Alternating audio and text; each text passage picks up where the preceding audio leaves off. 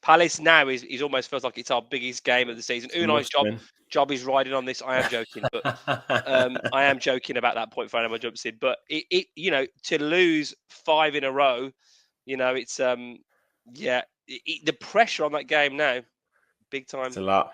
It's a lot. Now, this is a question I was going to come to with Kamara and Onana, because Adam said, is Onana good? I honestly can't decide. And I actually thought he played pretty well yesterday. I just don't think what we're asking him to do, and I think he's gradually getting used to what he is being asked to do, but is that curtailing his game?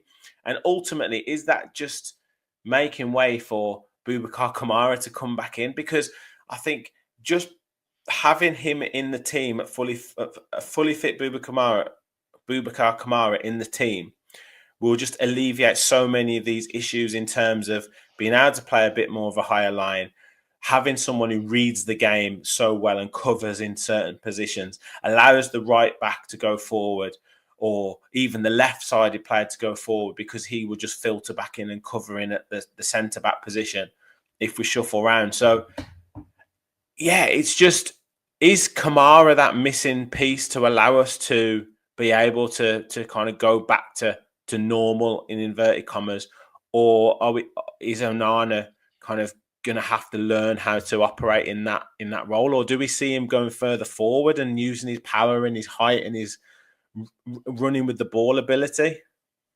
I think Onana has been started off really well, got a few goals. That's obviously a real positive. And I think actually lately, I think he's been okay. I thought he was one of our better players against Spurs. Probably, I thought he actually played okay yesterday as well. In moments, but the problem with him is that I think sometimes he's almost a bit too leggy to be effective defensively.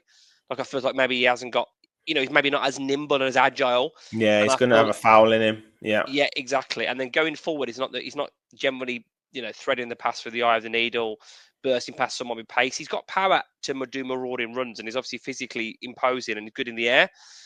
But I don't know if he's necessarily adding that much value to the team right now, and maybe he's become almost a bit more of a weak link, dare I say it. Kamara, for me, I said this to my mate driving to the game yesterday. I would have Kamara in that team all day long. I actually thought about maybe playing a double pivot of Kamara and Onana. He's our best player. He's our best player. He's quality. When he's fully fit, he's our best player. Yeah, for me, no doubt about it. He starts. For me, he absolutely starts in that team. I think that there's a situation with him where he's got the ability to bring the ball forward. He mops up play really well. He's reading the games great. I think he's calm on the ball. I think it's almost essential now. If you've got no Luiz and you've obviously got no Kamara, then maybe we're feeling that more than we thought we would, with obviously the replacements in. So I'm absolutely on the Kamara in bandwagon. Absolutely. I just think it will allow us to relax a bit more in that midfield and be able to have that higher line. And yeah, if need be, you can play Onana further forward, or even Tielemans further forward, because there's still question marks for me over John McGinn. There is. I just don't know if we're seeing his age now coming through, and maybe it just takes him too many games to get up to full speed. It used to take him maybe one game and then we'd see them again. Now it's probably 3 or 4, and you just don't have that time anymore. I'm not saying he's not a valuable player, and he came on and did okay yesterday, but we talk about pace. He isn't going to get beyond a player and beat a man and then put it in the top. He's just not going to do that. So I don't know. It's a difficult one. It's a difficult one. I also think an obvious one for me now is, if you look at all the things that the players have got attributes wise, Rodgers can go past someone, right? He's got strength and pace and power to do that. the issue, as we've discussed, is doing it 3-4 players in a row. It's too much. Mm. I don't know why. Maybe his best position ultimately will be that kind of marauding number 10. But when Bailey's playing as poorly as he is, why not just put Rodgers where Bailey is, playing wide, which obviously he's played before, and then you've got an opportunity to put Kamara in the team or to put someone else in the team that may well create something, whether that is a fit Barkley, whether that's a Buendia, whether that's whoever it might be, right? Someone in the team that or to play Duran maybe, as an option, whatever. But I think at the moment with Bailey in the team, I think we are absolutely lacking. If Watkins is off form and Bailey's not playing very well, and I think Rodgers could be put there, at least I think he'd go at a man. I think he could take someone on. Yeah, but I think Bailey's been asked to stand out on the right hand side, and we're not giving him the ball. So Yeah, if you ask Rodgers to do that, but when he's getting the ball, he ain't going to get the ball. The when he's getting the problem ball, is he's unconvincing, isn't he? Let's be clear. When he's no, getting the ball, absolutely. I'm not saying he's not. What I'm saying is though, away from home, you're going to get probably 8, 6, 7 opportunities max, right, on the ball, particularly in wide positions. So it's very difficult to make something like that count every time you get the ball. And if you, well, the point I was going to make is, I don't know if it matters what personnel you put at right midfield or left, because he played Rodgers off the left against Bruges and he was crap, and he played McGinn in central and he was crap. So it's what they're asked to do within those positions, and I don't know why at the moment. It's just they seem extremely restricted in what they're being allowed to do. Yeah. If Bailey's out on the right, fine. If Rodgers is in the middle, fine. If Watkins is up top, fine. But let them interchange positions.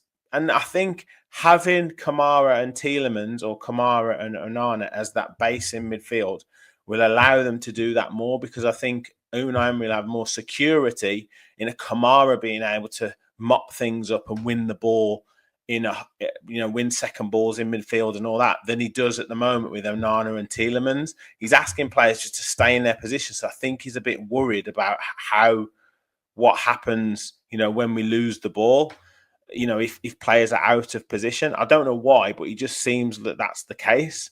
So that's what it is for me. I think it's just disjointed in that attacking area, and I don't know why they're not. There's no fluidity when there always was. There was so much fluidity. That's what we used to say. Like, Bailey would pop up in areas, Rodgers would pop up, McGinn would pop up, or Ramsey, or we'd have overlapping fullbacks. There's been none of that whatsoever. Do you know the thing as well with it, right, is that with the kind of the Bailey point as well, is that I remember last season when obviously he was just a totally different player. He rarely gave the ball away. He rarely didn't deliver a good cross. He rarely didn't not complete a take on of a player. I mean, he was doing every time. He seemed to always get past his man, at least to get a cross off. And it seems like every aspect of his game is off at the moment. Watkins was usually unerring with his shooting. Absolutely. Would be hitting the target constantly, and obviously having way more success this season. You've got to look at opportunities and chances and think, you know what?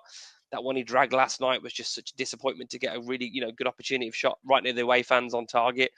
Tielemans, I think, has gone off the boil a little bit as well. I think he's been giving the ball away the last 2 games more than I've seen him do it at any point of his Villa tenure. And I also think the other thing to talk about is from a physicality perspective, we were crying out for an Onana type character, right? But I actually think if you look at some of our players now, I saw it yesterday one point when Tielemans was running back at someone. I just thought he doesn't seem as physically kind of powerful as they are. Obviously, Bailey doesn't seem like he's as physically powerful as he was. If Rodgers is getting a bit tired out because he's trying to do too many take-ons, and you look at a situation. Philogene's weak, Nedeljkovic weak.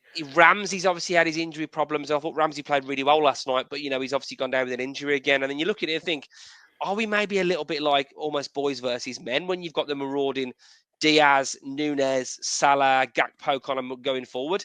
Their attack, admittedly they're at home, right? But their attack looked like every time it went forward, like something was going to happen, like they could make something happen.